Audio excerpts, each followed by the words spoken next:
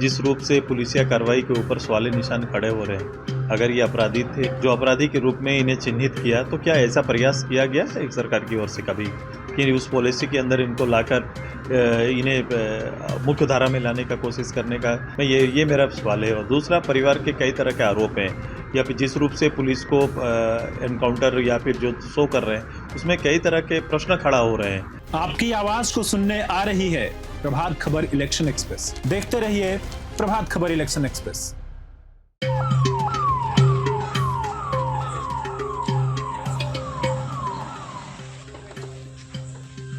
AJSU party के supremo एवं पूर्व उप मुख्यमंत्री सुदेश महतो ने सूर्या हांसदा के एनकाउंटर पर सवाल उठाते हुए राज्य की हेमंत सोरेन सरकार को आड़े हाथों लिया है।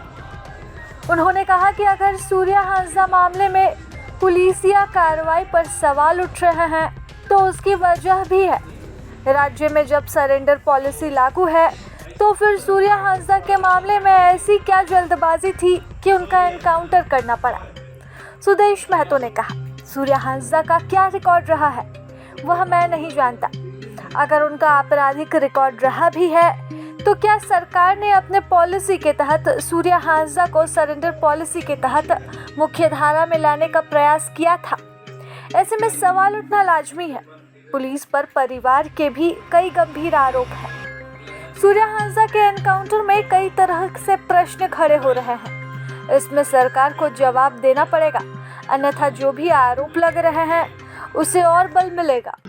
हमारे यहाँ पर जिस तरह से ये सूर्या हांसदा का केस आया है, जिस रूप से पुलिसिया कार्रवाई के ऊपर सवालिया निशान खड़े हो रहे हैं, उसका वजह भी है क्योंकि जिस प्रदेश के अंदर में अपराधी या उग्रवादी के लिए सिलेंडर पॉलिसी बना हुआ है, वहाँ सरकार ने कभी भी, अगर ये अपराधी थे या जो भी इनका रिकॉर्ड है, मैं नहीं जानता, उतना डिटेल मैंने देखा भी नहीं, लेकिन अगर कुछ भी हैं जो अपराधी के रूप में इन्हें चिन्हित किया, तो क्या ऐसा प्रयास किया गया है एक सरकार की ओर से कभी कि उस पॉलिसी के अंदर इनको लाकर इन्हें मुख्य धारा में लाने का कोशिश करने का जो सरकार का संकल्प है, उसमें इन्होंने काम किया है क्या? ये मेरा सवाल है। और दूसरा, परिवार के कई तरह के आरोप हैं, या फिर जिस रूप से पुलिस को एनकाउंटर या फिर जो शो कर रहे हैं, उसमें कई तरह के प्रश्न खड़ा हो रहे हैं।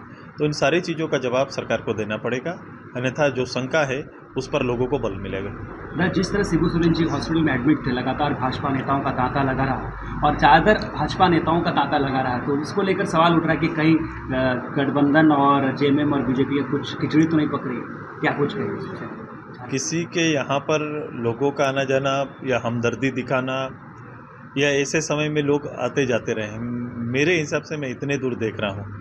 इससे आगे की कुछ बातें हैं तो अभी मेरी दृष्टि उतने दूर नहीं है। घाटशिला में उपचुनाव का भी क्या कुछ कहेंगे उसको लेकर? अभी बहुत ही सब चीज़ें हैं, बहुत ही मुझे लग रहा है कि इस तरह की बातें अभी मैं सोच भी नहीं सकता, कर भी नहीं सकता।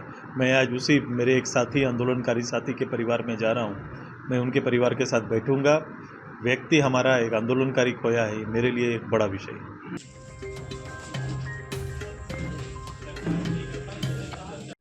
प्रभातखबर.com, विश्वास वही, रफ्तार नहीं।